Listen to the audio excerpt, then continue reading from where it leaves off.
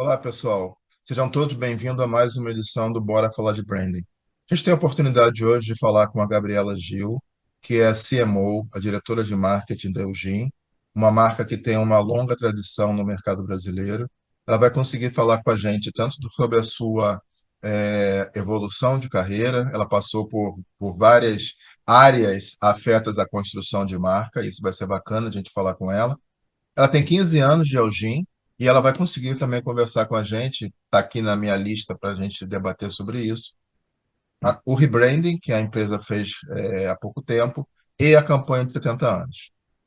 Ao pesquisar sobre a empresa, eu que tinha no meu imaginário, na minha memória afetiva, né, máquina de costura e outras coisas, me surpreendi com a expansão do portfólio da organização. Uma empresa moderna, uma empresa vibrante, uma empresa que está, acima de tudo, está fazendo acontecer para a sociedade brasileira. Tá bom? Então, em um minuto, um segundo, mais do que um minuto, um segundo, a gente começa a conversa com a Gabriela Gil. Só antes eu queria falar com você, se você curte o Bora, clica aqui embaixo, por favor, e dá o seu ok, o seu joinha, para que isso ajude dentro das buscas e do algoritmo. E que, se você entende que essa conversa ou qualquer outra conversa já gravada no Bora Falar de Branding e Reputação, indique, recomende. O Bora não é um projeto comercial, ele é um projeto acadêmico, projeto acadêmico que ele é 100% financiado pela Caliber, uma consultoria especializada na gestão da reputação corporativa, e que tem como objetivo único e principal levar o conhecimento sobre gestão de marca e de reputação a quem quer aprender, a quem quer militar no meio nesse segmento e a quem quer aprimorar as suas práticas, ok? Esse é o nosso único objetivo do Bora Falar de Bem, levar conhecimento para quem tem sede de conhecimento, ok? Então, em um segundo, com vocês, Gabriela Gil, PMO de Marketing da Eugene. Até já. Olá, pessoal. Voltando agora ao Vivo e a Cores com Gabriela Gil, a diretora de marketing, a CMO da Eugene. Como eu disse na abertura, a Eugene, para mim, é uma empresa que eu tenho uma memória afetiva com a marca, mas eu fiquei, acima de tudo, ao fazer o dever de casa, eu fiquei surpreendido. É uma marca que hoje tem mais de 70 anos de atuação no Brasil, mas fez um grande trabalho de ampliação e diversificação do seu portfólio e hoje tem mais de 12 mil produtos. A gente vai ter a oportunidade de conversar com a Gabriela, tanto sobre a sua experiência profissional. Eu estava brincando com ela, como com esse background que tem aqui atrás, com guitarras e um estúdio, então queremos entender, né, porque somos curiosos, hashtag somos curiosos. E a gente vai conversar também sobre a questão do rebranding, que ela gerenciou, e a campanha dos 70 anos da organização. Tá bom? Gabriela, seja muito bem-vinda. A gente estava conversando antes, a sua alegria, a sua simpatia, saber que você é uma profissional jovem, tem 15 anos dentro de uma mesma organização, é um fato que hoje não é mais um fato comum, mas quando a gente encontra um profissional com 15 anos de casa, é porque houve uma grande conexão entre a empresa e essa profissional, do que ela procura, do que ela quer ter como profissional, da evolução que ela quer, e ela encontra esse match perfeito com a organização. Seja muito bem-vindo ao Bora. Oh, muito obrigada, Dario. Eu agradeço muito. Estou super animada aqui para conversar e compartilhar um pouquinho desse assunto que a gente gosta tanto, que é branding. Tá. Eu vou só inverter. Eu sempre começo a primeira pergunta é sobre a trajetória da pessoa, a trajetória profissional. Né? Aonde estudou, onde trabalhou, mas eu vou inverter hoje. Em 100 programas, hoje pela primeira vez eu não começarei dessa forma. Quem acompanha sabe disso. Conta um pouquinho sobre esse hobby, conta um pouquinho por que guitarras, por que pop rock no fundo. Conta um pouquinho pra gente sobre a sua paixão. É minha paixão. Eu brinco que é um hobby sério. Eu sempre gostei de música. Na verdade, quando meu irmão era mais novo, ele ganhou um teclado e nunca tocou. E aí eu fui me apaixonei por aquilo desde pequena. Então, eu aprendi a tocar teclado, violão, guitarra, piano, canto. E aí, recentemente, eu acabei entrando um pouquinho no mundo do teatro. Acabei de fazer agora a Bela e a Fera, que é um teatro de clube, né? Mas é um hobby super sério, super bacana. E é isso, então é minha paixão fora o trabalho, é música, arte, teatro. Acho que arte é tudo conectado, né? Como eu trabalho com arte também no trabalho, então acho que quem tá na arte para tudo, assim, é uma paixão que vai para, tem muitas ramificações. Eu estava lendo no Valor Econômico, acho que há uma semana atrás, uma executiva de uma das empresas que produzem musicais no Brasil, a expansão que teve, né, que se em algum momento pré-pandemia e na pandemia parecia que esse segmento ia acabar, só para a gente falar de música e de arte, né? Pelo contrário, o Brasil está cada vez mais pulsante em musicais, em espetáculos que conjugam, né, a expressão teatral com música. Eu mesmo assisti há 2 semanas atrás o do Miguel Falabella, por exemplo, no teatro aí em São Paulo, tá? Agora sim, Demais. uma vez apresentados, agora voltamos para o roteiro. Então vamos lá. Gabriela, a gente sempre tem a curiosidade, a boa curiosidade, de entender um pouquinho do histórico profissional da pessoa com quem a gente está conversando, procurar entender se é uma carreira que meio que foi retilínea, ou se é uma carreira como a minha, por exemplo, que foi um grande zigue-zague. Já falei aqui outras vezes, a minha primeira formação é ciências contábeis, é depois 2 pós de marketing, por aí vai. Então, às vezes, a gente encontra pessoas que conseguiram achar essa linha reta e nela progrediram, e às vezes, acima de tudo, pessoas, como fala aquela música do Frank Sinatra, fizeram o seu caminho, né? Então, eu queria entender um pouquinho, eu já li aqui um pouco sobre você, né, que estudou na FAAP e tudo, mas eu queria escutar de você essa sua trajetória, por favor. Claro, é isso aí. Eu estudei na FAP. Eu acho que quando eu comecei, quando eu era adolescente, eu sabia que eu queria trabalhar com criação. Eu queria trabalhar com alguma coisa com criação, e aí eu conheci o desenho industrial, me apaixonei. Tinha uma prima minha que fez, e na época a FAP era referência. E aí eu fiz FAP, fazia também junto com a FAP um curso de desktop publish, aquela loucura de trabalhar, fazer faculdade à noite. Eu trabalhava de graça no escritório de design para aprender mesmo. E daí eu fui indo para outros escritórios, acabei entrando no Neogin, fazia embalagem, anúncio, bem uma coisa bem mão na massa mesmo. E aí eu fui crescendo dentro da empresa, a demanda foi aumentando muito, a gente criou uma house criativa interna, que no começo era eu e mais 3 designers, e daí hoje ficou uma estrutura completa, tem 43 pessoas na equipe, que a gente atende todas as áreas da empresa, desde marketing digital, eventos, na parte offline, criação. E aí eu fui assumindo mais responsabilidades, aí me tornei diretora de arte, e depois eu virei gerente de marketing e daí CMO. Mas o que toca o coração mesmo é a parte criativa. Não posso mentir. Nossa, que equipe bacana que você tem, né? 43 pessoas, né?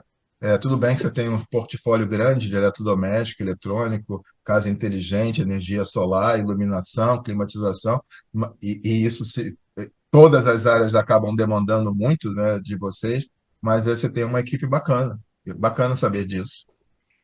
E olha que não dá conta, viu? Essa equipe, mesmo grande, você acredita? Que a gente morre de trabalhar. A equipe é super. Muita demanda a gente tem. Muita, muita. Imagino. Então vamos lá. E você só trabalhou na Eugene, quer dizer, não só trabalhou, que parece pejorativo assim. Você teve alguma experiência antes da Eugene, ou você já começou a sua carreira profissional na Eugene? Não, eu trabalhei em escritório de design, mas não eram Entendi, empresas, né? Eu trabalhei entendi. em escritórios menores de design, trabalhei na Oz Design, não sei se conhece. Sim. Trabalhei num outro que chamava Criativitar, na Skecco, em escritórios de design, e daí eu entrei no Eugene e fiquei. Foi isso. É porque você acaba Nossa, ganhando um pouco de tração do olhar de cada agência, como cada agência faz, como cada agência faz a sua sequência, pipeline de ações e tudo. É bem é. interessante isso. Eu passei 6 meses, há muitos e muitos anos atrás, eu trabalhei por 6 meses na Couto Design, e eu sei bem também o que que é Ah. essa loucura, esse frisson das agências. Ah, Bom, eu fiz o continuando curso aqui, da Ana Couto de branding, muito bom. é, continuando aqui, estou olhando aqui a minha cola, tá? Estou virando para cá que Tá. estou olhando a minha cola, né? Empresa brasileira. Primeiro, eu tinha uma impressão, dentro da minha memória afetiva, de que era uma empresa de capital internacional, mas é uma empresa brasileira, fundada em 1952. ou seja, mais de 70 anos de estrada, reconhecida pela sua tradição e que diversificou. Em que momento desses seus 15 anos você percebeu que a empresa falou, não, vamos expandir esse portfólio, vamos sair talvez do que seja a nossa zona de conforto, né? Porque em algum momento vocês deviam ser líderes ou uma empresa muito relevante em alguns segmentos, mas vocês expandiram para mercados novos. Iluminação, climatização, por exemplo, casa inteligente. Em que momento a empresa percebeu esse caminho estrategicamente disso? Esse é o momento da gente diversificar portfólio. Então, acho que sempre, a gente sempre teve esse olhar, porque quando ela começou com máquina de costura, em 1952, logo em seguida, acho que foi em 1966, começou a fabricar compressor de unidade condensadora para refrigeração. O pessoal confunde climatização com refrigeração, e é totalmente diferente. Refrigeração é para balcões frigoríficos e tal, e climatização é ar-condicionado. E aí, por causa dos gabinetes da máquina de costura, que eram de madeira, começou a fábrica de cozinhas, que já era uma coisa bem nova. Então, a gente fabricava móveis de cozinha, que era a Cuisine, que acabou fechando depois de muitos anos. Então já começou esse processo de diversificação há muitos anos atrás. E aí, com esses produtos tecnológicos, a Eugene sempre teve esse olhar de não colocar todos os ovos na mesma cesta, né? Então a gente sempre ter unidades de negócio diferentes, que se uma está indo mal, outra está indo bem, e assim vai. E aí Sabe cada a vez decisão. lançando novos produtos. Sabe a É decisão. isso. É, No mundo tão incerto, né? A diversificação se faz necessária, né? Acima de tudo. é. Acho que é o que salva, acho que é o grande segredo de sucesso da empresa, a diversificação. E você falou aí de móvel e máquina de costura, como eu te falei antes da conversa, de começarmos a gravar. Na minha casa, minha mãe tinha uma máquina Eugene, então me faz as recordações necessárias. Já tinha lá. Era uma coisa, é um móvel que você dobrava assim, né? A máquina ficava de cabeça para baixo, depois você abria, né? Ah, sim. É, Você interessante. brincava de carrinho embaixo, não? Com a direção da. Tinha um. Não, não. Eu sei. Eu tinha uma roldana, né? Uma roda que você.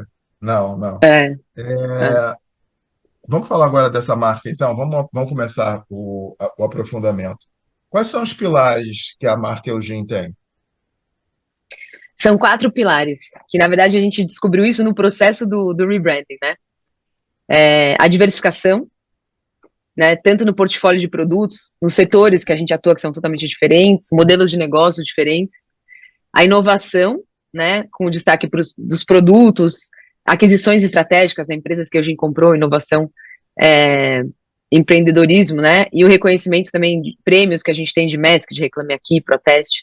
Outro pilar é a confiança, dos 70 anos, 3 fábricas, mais de 2.500 funcionários, tem uma reputação muito boa, principalmente no pós-venda, na qualidade. E, por último, a brasilidade, que a gente bate muito na tecla do orgulhosamente brasileira, que todo mundo acha que a Eugene é uma empresa, acho que o nome Eugene traz uma coisa meio internacional, mas não é. E a gente bate muito nisso, mostrar que a Eugene é brasileira e a gente tem orgulho disso. Como eu te falei, eu tinha essa impressão de que era uma multinacional. Se eu só voltar É, aqui, né, para quem está nos acompanhando, então, assim, eu vou ressignificar. Então, ela tem como um dos pilares a inovação, que acaba levando para a diversificação, uma vez que você vai testando e vendo oportunidades, né? Então, inovação e diversificação dialogam muito entre si. Você tem a confiança, porque você tem uma empresa estabelecida há 70 anos, né, como você disse, com índices e reconhecimentos públicos, então isso se soma à inovação e à diversificação, que é a confiança. Sem a confiança, você não teria conseguido ter esse respaldo de diversificar e o pilar de brasilidade. Bacana, bacana. o da diversificação, complemento, desculpa, Dário, Não, a gente só. tem, só para ter uma ideia, assim, a gente tem 11 mil SKUs, mais ou menos 1.500 produtos ativos, dentro de 5 unidades de negócio. Então é 11 muita mil coisa. SKUs. Vocês têm loja própria ou não, né? Não. A gente Tá, tinha na época dos móveis, de Cuisine. Aí tinha a loja da Cuisine só. entendi. Ok. E essa brasilidade, vou sair aqui um pouquinho do roteiro, e essa brasilidade, como é que você acaba explorando isso? Porque talvez seja o pilar mais diferente dos outros, né? Diferente no sentido assim, várias empresas falam de inovação, diversificação, da confiança, e poucos têm a capacidade ou têm o fundamento para falar de brasilidade. Então, como é que vocês exploram um pouquinho esse conceito do orgulhosamente brasileiros?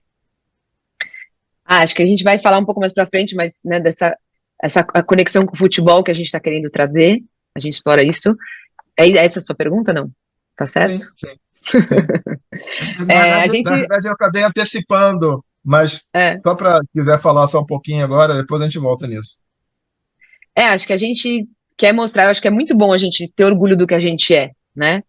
Daí a gente tá investindo no Brasil e sempre, né, tá sempre, acho que mostrar para as pessoas, a gente bater muito na tecla de que é orgulhosamente brasileira, então todas as campanhas a gente coloca isso, na campanha de 70 anos, quando a gente fez Media Out of Home, a gente sempre colocava ou uma bandeira do Brasil, ou algum aspecto brasileiro ali que mostrava, ou uma frase orgulhosamente brasileira, a gente coloca isso nas embalagens, e a gente faz campanhas que tenham a ver com isso. Por exemplo, o futebol que a gente está trazendo agora. Tá. A gente explora mais o futebol depois. Né? E sendo uma empresa tão diversificada, com 11 mil SKUs, ou seja, vai de A a Z, qual é o público-alvo da organização? Porque ele transcendeu da dona de casa, que precisava ter uma máquina de costura para poder consertar ou fazer as suas roupas, vai para a refrigeração, se eu estou pegando a linha do tempo, que leva Isso. naturalmente para a climatização. Então, qual é o público-alvo? Então, é tanto o consumidor final, né, no varejo, no e-commerce, quanto grandes distribuidores, indústrias, construtoras. São mais de 7.500 parceiros comerciais. Atendemos o Brasil todo, a gente exporta também para alguns países da América do Sul, Ásia. Tivemos agora numa feira na China com refrigeração. Então, público-alvo enorme.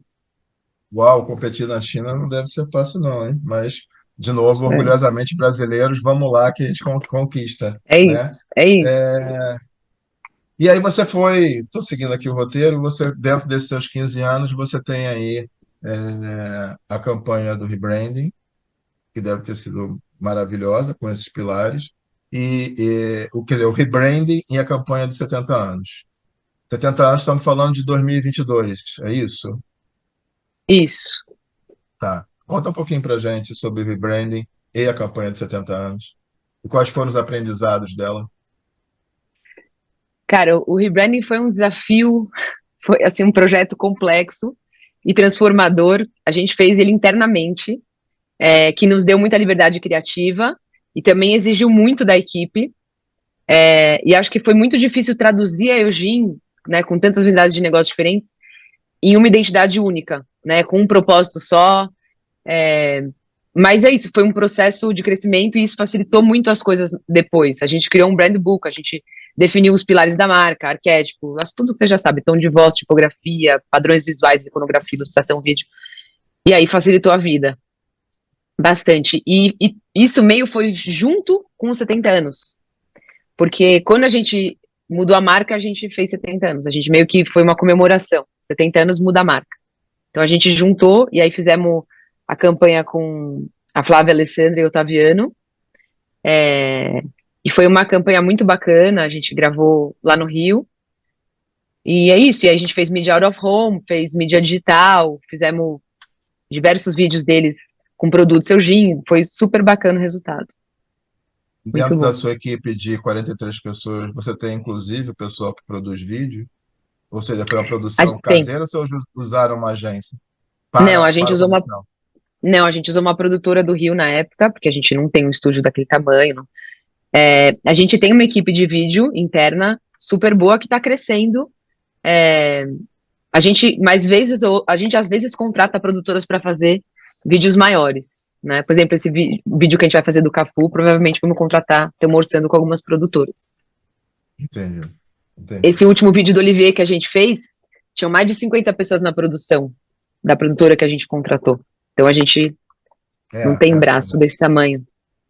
é um trabalho que quem vê o produto final não consegue perceber o que tem por trás, a quantidade de Exato. pessoas que tem por trás para fazer aquilo acontecer. É, Só uma curiosidade, esse processo de rebranding que casou com os 70 anos, ou seja, foi o combo perfeito, né? 70 anos está na hora de fazer uma nova proposta, uma atualização na proposta de marca e tudo. Quanto tempo demorou internamente? um ano, É. o processo todo de pesquisa, né? Porque a gente fez bastante pesquisa com interna da empresa, com clientes, com distribuidores, com revendedores, com instaladores. A gente fez uma coisa bem profunda. Tá, só um minuto, Gabriela. Para você que está nos acompanhando, se você perdeu esses 2 últimos minutos do que a Gabriela falou, volta um pouquinho, né? Porque às vezes algumas pessoas me perguntam qual é o tempo, qual é o tempo ideal para que você faça um projeto como um todo de rebranding. Ela disse que ela fez todo um trabalho de pesquisa, de cultura, de entendimento do passado e que entrevistou um conjunto de um ecossistema de stakeholders. E isso é super importante para você conseguir capturar percepções diversas sobre a sua organização. Eu vejo, às vezes, algumas organizações que, com a pressa de fazer no famoso um pastel e acha que em 2 meses consegue fazer um projeto, esse projeto não fica de pé depois. Para que você faça um projeto que ele tenha começo, meio e fim, que ele tenha consistência e que principalmente ele não seja um projeto de um ano, mas acima de tudo um projeto que pelo menos olha para os próximos 70 anos, né?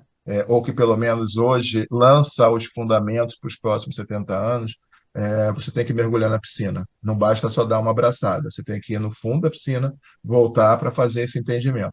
Porque somente assim você vai ter todas as respostas para os questionamentos que vão vir. Porque você vai ter com isso um embasamento e naturalmente, a Gabriela pode me corrigir ou complementar, naturalmente, ao final desse processo, você sai muito fortalecido dele. Você sai com uma clareza muito grande de por É que que isso. você trilhou este caminho e preferiu não trilhar aquele outro caminho, porque você vai ter encontrado as respostas ao longo do processo. Correto? É isso, é isso. Você tem que saber muitas coisas, acho, nesse processo. Você tem que entender quem você é, que acho que é uma pergunta muito complexa. Falando de Eugene, pelo Filosófica. menos, Filosófica. assim, a gente não sabe nem que a gente é pessoa física, né? É. Eu tô aqui tentando descobrir até hoje. Mas eu acho que a gente saber quem a gente é como empresa e também para onde a gente quer ir, né? Acho que o branding envolve muita coisa, não é? A pessoa acha que é só fazer um desenho de uma marca e é isso, né? Não tem nada a ver com isso. Isso é um Exatamente. resultado. O desenho da marca, o redesenho da marca é um resultado de uma pesquisa enorme feita antes. Então é isso, tem que fazer com calma, concordo. E assim como você falou da produtora, né, que tem lá um conjunto de, se eu não me engano, 40, sei lá quantas pessoas envolvidas por trás, um processo de branding é isso, né? É um grande processo de pesquisa, eu ia usar a expressão de escavação, para você entender o passado dessa organização. É como se quando você vai numa casa ou num, sei lá, em algum lugar, que é como se você tem que descascar aquela tinta que está por cima para você voltar na cor original. Qual é o fundamento dessa organização? Porque quem começou essa organização, como ele via isso? Como é que isso caminhou ao longo do tempo? E como é que isso caminhará ao longo do tempo futuro? Então, é um belíssimo trabalho.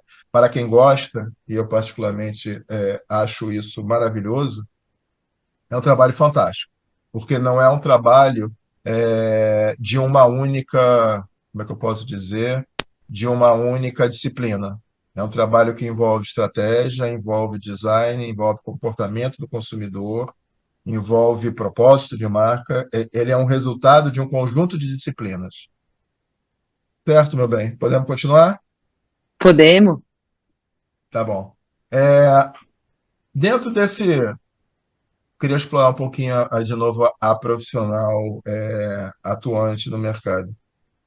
Dentro desse mercado, desse mundo, né, em profunda ebulição que a gente vive, o começo de 2025 já é um capítulo na história, né, do mundo, todos os pilares estão sendo abalados aí.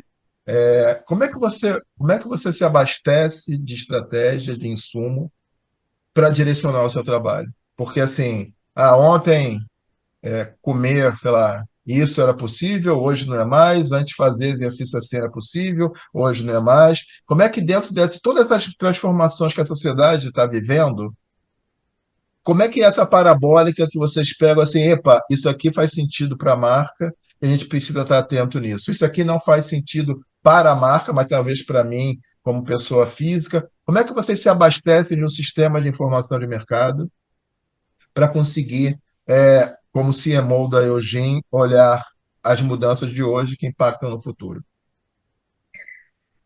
Então, eu acho que o marketing mudou muito desde quando eu comecei até hoje.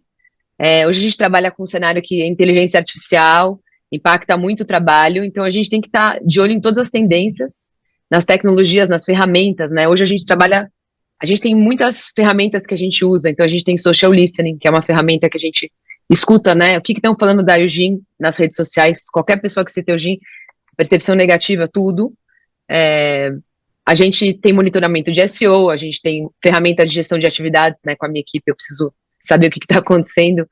A gente também tem uma ferramenta que a gente desenvolveu interna do onde comprar para a gente conseguir plugar com os leads do e-commerce. Eu acho que ficar de olho nessas ferramentas, ficar de olho no que o consumidor está falando, né? Saber como usar essas ferramentas. As pessoas ficam com muito medo. Será que a IA vai substituir meu emprego? Como é que vai ser no futuro? Hoje em dia você consegue criar logo com IA, mas não tem o olhar que o profissional tem. E a gente tem que saber como usar isso, né? Eu estou, inclusive, recentemente agora estudando um curso de IA para a equipe toda fazer junta, porque a gente tem que acho, ficar sempre se atualizando. Que mais que você falou de desafios? Não, e como é que E vocês, só, acho que você falou um pouco, como é que é essa parabólica que vocês têm, né, do sistema, sejam de IA ou de olhares internos, para entender essa mudança de perspectiva dos consumidores como um todo? tem também a questão dos produtos, né? Eu também às vezes me envolvo na criação de produto, e a gente tem que tentar buscar às vezes agregar serviço. A gente também, por exemplo, o armazenamento em nuvem para câmera Wi-Fi, que entrega uma solução completa para o cliente, que é mais do que vender só o produto. Então a gente às vezes tenta agregar outras coisas junto e a gente está sempre pensando em novas tecnologias, em tendências, é, lendo coisas, diversos sites, vendo, testando produtos, né? O pessoal dos laboratórios testam bastante produto para comparar com a concorrência, como que o nosso vai ser melhor, não vai ser, estuda. Então é tanto A na área, parte tecnológica quanto na área de produto também da empresa. a área de P&D não está com você, né? É uma outra área dentro da Não, organização. não, mas eu gosto de dar uma cheiradinha lá, Claro, uma claro, pitacada e uma cheirada. claro, com certeza. Mas não tá comigo, É, não, não tem a menor condição. não. Menor. Voltando à questão do rebranding, 70 anos. Você tem assim algum exemplo de mudança do que os consumidores tiveram a partir desse rebranding? Nos víamos dessa maneira e agora estão vendo assim, passaram a saber, aumentou a nossa familiaridade de marca. Você tem algum indicador do que o rebranding, aliás, o rebranding 70 anos, o que ele trouxe para vocês de ganho? Sim, a gente fez uma pesquisa de brand lift e teve um brand lift, teve um ganho. A única coisa que a gente não conseguiu ter um investimento alto, perene, dessa campanha de 70 anos, né?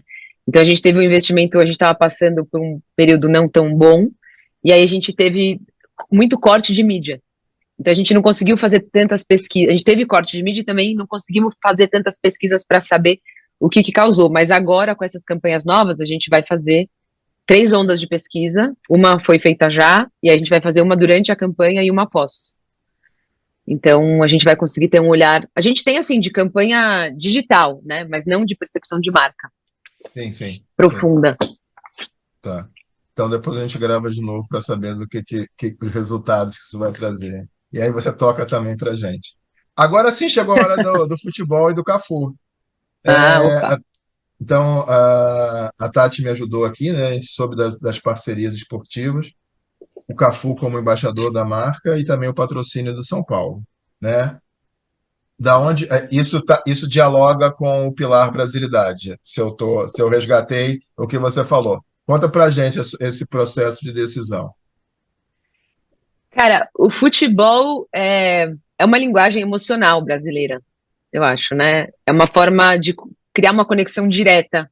A gente sempre tem que pegar ali pela emoção, né? Que a marca tem que tentar ser uma pessoa. E eu acho que a gente cria uma conexão pelo futebol e a gente tem um público muito masculino, né? Dentro de elétrica, refrigeração, ar-condicionados técnicos, de automação também. A software houses é um público muito masculino. Então, o futebol ele faz a gente dialogar melhor com esse público de uma forma afetiva, né? E é um tiro de canhão, tem um alcance gigantesco. E então a gente resolveu patrocinar o São Paulo e também o Cafu. Fechamos, o Cafu vai ser nosso embaixador institucional. E aí ele tem muitos valores parecidos, né? A gente demorou muito para escolher a pessoa certa. E eu acho que o Cafu ele tem uma coisa também da tradição, da superação, da simplicidade, que é um dos valores, né? Humildade, que é um dos valores nossos, confiança. É... Então acho que é isso. A gente tem agora a marca estampada na camisa, são iniciativas que vão reforçar a brasilidade, igual você falou. É Pô, isso. E vamos ver na desculpa, pesquisa. eu adoro futebol, mas desculpa minha ignorância sobre o São Paulo, nada pessoal. Ele está na manga, aonde tá Não, escrito Eugênio? ele tá no externo. É um lugar muito bom, Entendi. porque é um lugar que quando o jogador tá numa entrevista, ele corta Aparece, daqui para baixo, aparece bem. Ele aparece muito. É um lugar muito bom. Foi um ótimo custo-benefício entendi, esse entendi. lugar. E E a quando gente, começa, inclusive, essa pesquisa, Dario, que a gente já teve agora, a gente já teve uma lembrança estimulada maior do que a BIS, que patrocina o Morumbis. Essa pesquisa que foi feita agora antes. uau, uau, É, então, da Eugene patrocinando São Paulo, já teve nessa primeira pesquisa já mostrou isso pra gente, a gente ficou super animados. Eu acho que a Bis eu tenho aqui anotado, peraí. A Bis teve uma lembrança estimulada de 43% e a Eugene 53%. uau. Você tem algum É. tipo de ação no estádio, camarote, alguma coisa parecida? Sim, temos. Temos um Porque camarote que aí, a gente leva os clientes. porque aí você falou aí de ter uma predominância do público masculino, e principalmente ligado com a questão de elétrica e outros, é uma bela oportunidade de fazer ação de relacionamento, né? Super, super, super. Complementa, né? E quando tem É, show também, quando tem show a gente também tem direito ao camarote, então leva cliente, o pessoal se encanta, faz parte da experiência, né? Acho que é a última etapa do branding aí. sim, sim. E você também tem uma outra parceria que é com o Olivier Anquier.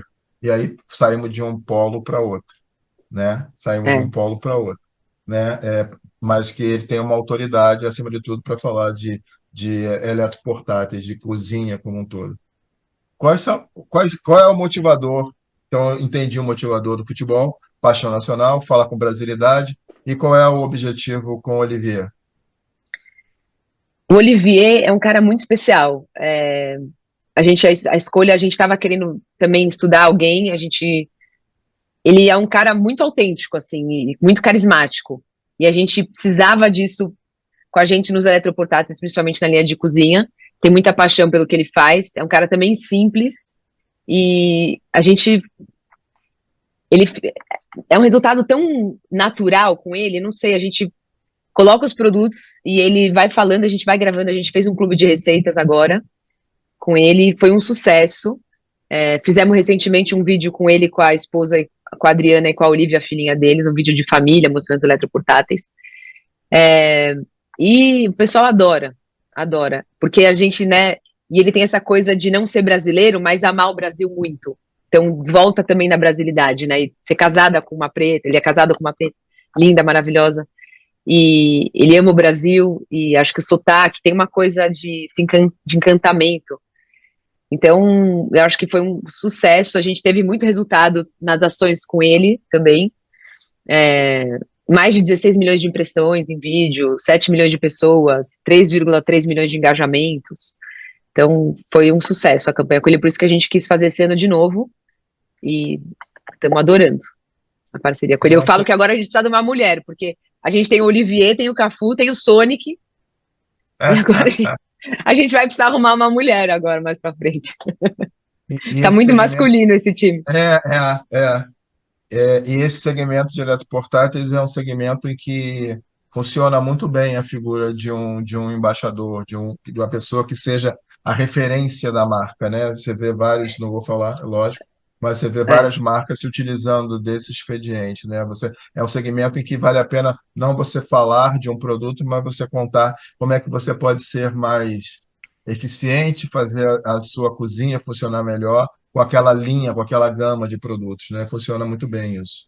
e eu acho que também ele é uma pessoa muito bacana e a gente queria pegar alguém que não fosse só famoso, sabe? Que fosse conhecido para colocar ali na cara das cidades. Então acho que o fato dele ser um chefe traz também muita. Foi um casamento muito bom.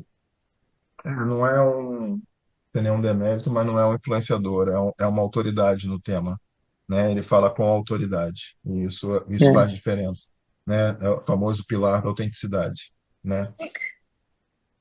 Certo? Sei que você fosse falar alguma Certo. coisa.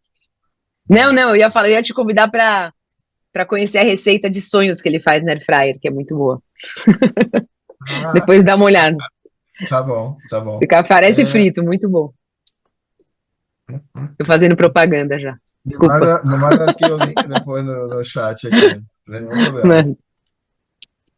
Uma outra parte que está dentro já entendemos que a sua paixão, acima de tudo, é o design, é a arte, mas tem uma parte dentro da sua responsabilidade, que é, uma vez que vocês têm portfólio, tanto para consumidor final, o famoso B2C, como para, você falou distribuidoras e você usou outro termo que você, incorporadoras, etc. e tal. Você tem, então, B2B e B2C.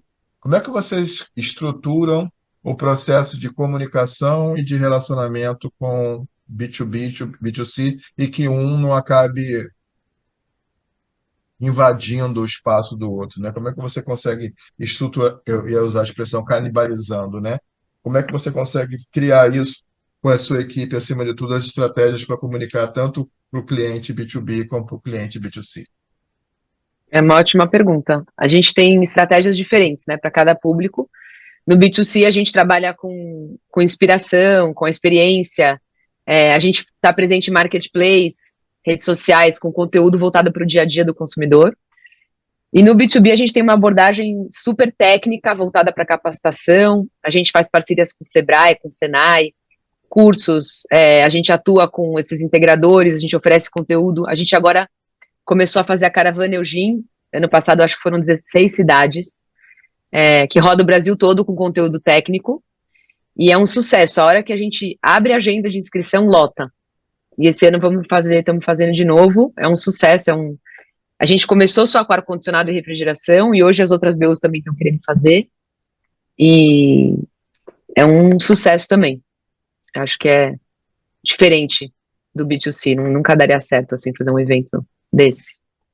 Então, para o B2C, você falou sobre inspiração, experiência, e o B2B, você falou de processo de capacitação, que você utiliza o Senai, por exemplo, como um polo de capacitação, e a Caravana Eugênia, correto? Tem mais coisa. Tem também, a gente pega influencers, por exemplo, a gente fez a seleção de ar, que é um grupo de influencers de ar-condicionado, que são técnicos, que eles viram exclusivos Eugene, e aí eles gravam, eles instalando, tiram dúvidas técnicas, vira um time de influenciadores Eugene, a seleção do ar, aí a gente tem o Resfriando, que é para refrigeração, também é um time de influencers técnicos de refrigeração, a mesma coisa, e aí tem canal no WhatsApp, então é uma coisa que eles pulverizam a informação também, e dão cursos, é bem bacana. Então, além da caravana, a gente tem essa seleção de influencers dentro de cada BU. O que deve funcionar muito bem, porque é o famoso, é gente como a gente falando de Eugene, né? Ou seja, é um técnico que está lá que demonstrando, que está instalando equipamento, e que aquele equipamento vai ser muito mais potente do que tinha antes, porque ali tem Eugene, por exemplo. Não é isso? É, é isso. Tá. É Eu isso só aí. perdi um momento quando você estava falando de B2B e B2C, você falou, e a gente também utiliza os integradores. Do que você estava falando? Não ficou claro para mim. Os integradores de ar-condicionado ou de energia solar, para falar também influencers da marca, é isso? Não, então, eu não peguei o conceito, mas o que que é o integrador? Eu só não entendi o conceito. O que que é O o integrador? integrador depende de qual área, mas, por exemplo, de energia solar, quando você vai comprar a placa solar para sua casa, você não vai numa loja normalmente e compra, você liga para alguém que instala. Projeto. Você compra um projeto que é alguém que vai Você instalar. vai ligar, Vai você te- vai ligar num integrador, e aí a gente não vende direto a energia, Ah, a tá, placa tá, tá. solar. Aí o integrador vai lá, vai comprar a placa, vai falar, você precisa de 15 placas, a gente vai pôr a placa ali, eu compro, Deus e instalo para você. Entendi. É isso. Ok. Estamos caminhando para o final aqui. Tem duas perguntas fatais aqui. Prepare-se. Brincadeira. Ai, É, como gestora de marca, né? Me diz três preocupações que mais habitam aí o seu rol de preocupações. Quais são as três principais preocupações que você tem? eu acho que a inovação com propósito. A gente ter um produto com diferencial real, de atender uma necessidade e conectar com a rotina do consumidor. Também a consistência de marca, que é uma coisa, né, que a gente quer que o cliente, né, por exemplo, você achava que hoje era internacional, a gente quer crescer cada vez mais, ter mais consistência, que o cliente reconheça a Eugene na embalagem, no site, numa feira, e saiba mais de Eugene, saiba que a Eugene é brasileira, saiba que a Eugene é diversa, inovadora, todos aqueles pilares que a gente falou. E a terceira é a equipe. É uma preocupação bem grande, a gente tem uma equipe grande, é, e é muito difícil ter pessoas muito boas e perenes dentro da empresa, porque às vezes a gente treina a pessoa, e aí a pessoa acaba saindo para outro lugar, com uma oferta melhor, e a gente tem uma rotatividade, às vezes, grande, né, nos cargos, então acho que é uma preocupação que ocupa bastante a minha cabeça. Bom, vamos lá de novo. Primeiro, inovação com propósito, né? Para quem está nos assistindo aqui, eu acho que é uma preocupação mega legítima, porque inovar não é fácil, mas inovar de forma oca, de forma vazia, ela não se sustenta. Mas inovar tendo algum tipo de propósito, seja alcance social, impacto social, né, ou qualidade de bem-estar, por aí vai, é digna, né? Então, inovação com propósito, ou seja, aquela perguntinha básica que o Simon Sinek, para que que a gente está fazendo isso? É inovação com propósito. O segundo é a consistência de marca. E aí, se você tem 11 mil SKUs, como você disse, manter essa consistência para públicos e para produtos tão diversos é um belo desafio, porque sempre vai ter a tentação de alguém de uma BU específica dizendo que para ele podia ser desta forma e o outro dizendo que para ele deveria ser daquela outra forma, mas fazer eles entenderem que de uma forma que seja horizontal é melhor para todo mundo é um desafio de equilibrar pratinhos, né? Você tem que equilibrar tensões, tá certo? Balançou a Certo? cabeça, né? É, E o certíssimo. terceiro, e o terceiro, se eu posso te dar algum tipo de conselho de alguém que já tem cabelos brancos, joga para o universo. Assim, sempre vai existir isso, não tem como não existir, né? E você vai um dia falar assim, puxa, eu formei tanta gente e eles estão brilhando aqui ou ali, não tem muito o que fazer, é da vida de cada um, e principalmente é o zeitgeist do momento, né? Assim, cada vez a gente vê as pessoas mudando de áreas muito rápidos, né? As pessoas não querem ficar 15 anos numa empresa porque hoje nem parece bonitinho para os mais jovens. Vamos para a geração Z, né? Que a gente dá aula, inclusive, querem fazer o tal do zigue-zague, né? Então, assim, joga para o universo. Acima de tudo, fique bastante feliz de você ser uma pessoa que forma pessoas. Eu acho que isso por si só já é menos uma preocupação. Se eu puder, hashtag se eu puder ajudar, Gostei, isso é menos, gostei. é menos uma preocupação. Eu estou formando pessoas. Se elas ficam ou se vão, é uma decisão delas, mas acima de tudo eu formei pessoas melhores. Isso já ajuda, É, tá certo. tá? Tem razão. Se eu posso É, ajudar, gostei dessa linha de. Gostei, gostei. Mais fácil é, pensar assim. porque tem coisas que a gente não consegue controlar. E a gente sofre muito, às vezes, por coisas que a gente não consegue controlar, né? E essa é uma delas. Cada um tem o seu tempo, às vezes a pessoa quer se mudar para o Nordeste, outro quer ficar rico jogando na Bet, outro quer fazer não sei o quê. Isso é incontrolável. Não tem jeito, É, é. né? Bom, vamos para. Você mostrou as suas preocupações, agora eu queria as suas recomendações, né? O nosso público-alvo, acima de tudo, são estudantes que fazem MBA em comunicação, marketing, relações públicas, sustentabilidade, pessoas que de alguma maneira têm um interesse grande sobre o universo, sobre esse ecossistema que é gestão da marca. Alguém de fora acha que, como a gente já conversou, que às vezes é uma etapa muito pequena, mas quando você bota a luz, você tem um monte de disciplinas, de áreas de conhecimento que tem que se integrar para fazer uma entrega consistente, como a que você descreveu. Me diz assim, se a Gabriela de hoje fosse dar um conselho para uma pessoa de 25, 30 anos, que queira ser uma Gabriela, dois ou três conselhos que você daria para essa pessoa? A primeira é segue sua paixão. Não vai seguir o que é bonito, o que todo mundo acha que é o melhor. Eu acho que eu, como designer, no começo achava que era uma fraqueza, né? Putz, eu vou entrar no marketing, mas eu sou só uma designer, né? Como assim? Mas eu acho que isso foi um diferencial para mim.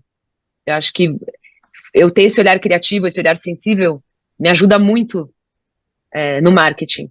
Então, eu acho que seguir a sua paixão, o que você gosta, o que brilha os olhos, que você vai ser bom no que você faz. Se você gosta muito do que você faz, você vai ser bom no que você faz. Então, não se distancia muito do que você acredita, do que você acha.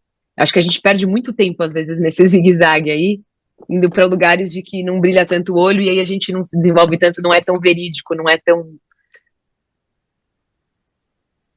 Não é nosso. Então, acho Uhum. que essa é a primeira. A segunda dica, falando diretamente de branding, é pensar que a marca é um organismo vivo, é uma construção diária. Então é escutar, é ajustar, é entregar. Não é que assim, eu fiz o projeto de branding e acabou, né? Não existe isso. É uma coisa que você tem que estar sempre escutando e focado em criar uma conexão. Eu acho que acho que o foco é criar uma conexão entre a marca e o público. Pensar que a marca é uma pessoa, criar essa conexão. Acho que é isso. Duas, vão ficar em duas mesmo? Então, um é Vamos. Eu segue penso, é, a paixão, e eu acho que isso é absolutamente motivador, porque quando você não está seguindo o que você gosta, você está infeliz, fazendo alguma coisa e você está infeliz. Então, seguir a paixão, ele te faz acordar motivado, ele te faz ir motivado para enfrentar os desafios. Então, seguir a paixão é fundamental. E a marca é um organismo vivo, com certeza você precisa entender como todo esse ecossistema que está ao nosso redor, preocupações ambientais, guerra de tarifas, isso, aquilo, procura por bem-estar, mais pessoas morando sozinhas. Você tem um monte de coisas aqui e você tem que entender como é que isso influencia positivamente ou negativo para esse organismo. Então, isso é um. Eu sempre digo nas minhas aulas de branding na FGV que marca é meio que igual a uma escada rolante de shopping. Se você não está subindo, você está descendo.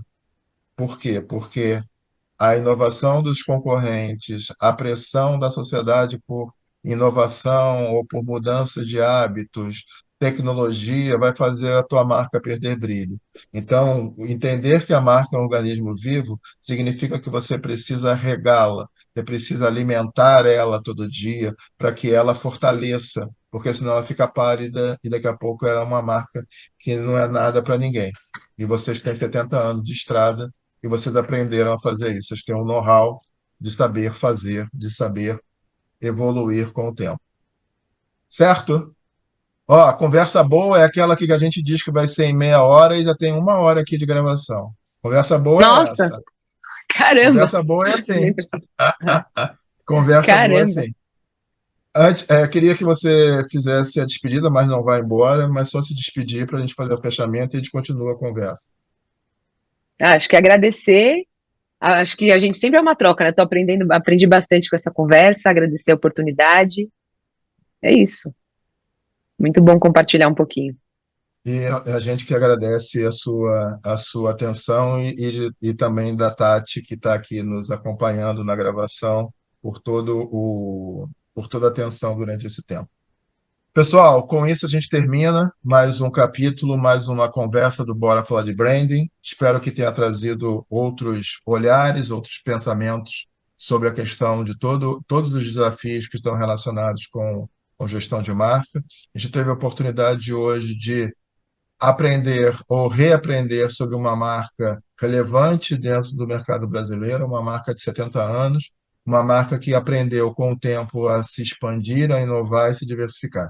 A gente teve a oportunidade de conversar com Gabriela Gil, a quem eu já deixo o convite que eu quero ver um dia ela tocando, quero ir em algum evento em que ela esteja para conhecer pessoalmente, vê-la tocando. A gente agradece então a presença, a participação da Gabriela, a CMO da Eugênia. Até a próxima, como eu disse para vocês, se você curtiu, clica aqui embaixo, por favor, dá o seu ok. Isso ajuda a gente no algoritmo. E lembrando que o Bora Falar de Branding é um projeto acadêmico, não tem nenhuma pretensão comercial, e sim um único e solene propósito, que é o de levar o conhecimento para quem tem sede de conhecimento. Tá bom? Um grande abraço e até a próxima.